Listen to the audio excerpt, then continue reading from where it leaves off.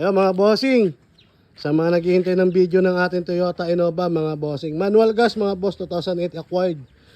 Maayos ang pintura nito mga boss, makinis, urig-urig pa mga bossing. Makakapal din yung 4 na gulong mga boss. Yan, paikot yan mga bossing.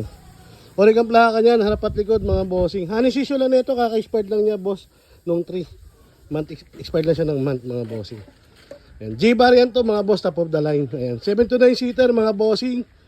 Ayan, walang banggaya mga bossing, lapat na lapat ang body niyan. Honey issue lang yan, mga minor scratches lang. Ay, nakalock pala mga bossing. Nakasintalak na rin to mga boss. Yan interior mga bossing. Wooden panel yan mga boss. Pakita ko sa inyo mga bossing kung ilan lang ang rig-odo na ito mga boss. Yan o natin susi. Ayan mga bossing, ang rig-odo niya 89,000 mga boss. Yan, all gates working, all lights working mga boss. Yan ang interior niyan mga bossing. First interior yan mga bossing, stock pa. May plastic pa nga ito.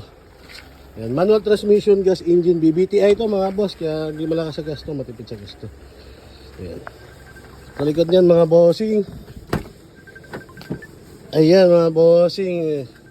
Pwede na ito ano yan dito mga boss. Ang third row seat niya natutupi. So kasya dito mga 7 to 9. Pwede rin pagkasya yung 10 mga bossing. Ang paikot niya mga boss. Asking price lang natin dito mga bossing, 285k. Negotiable pa yan mga boss. Yam yam.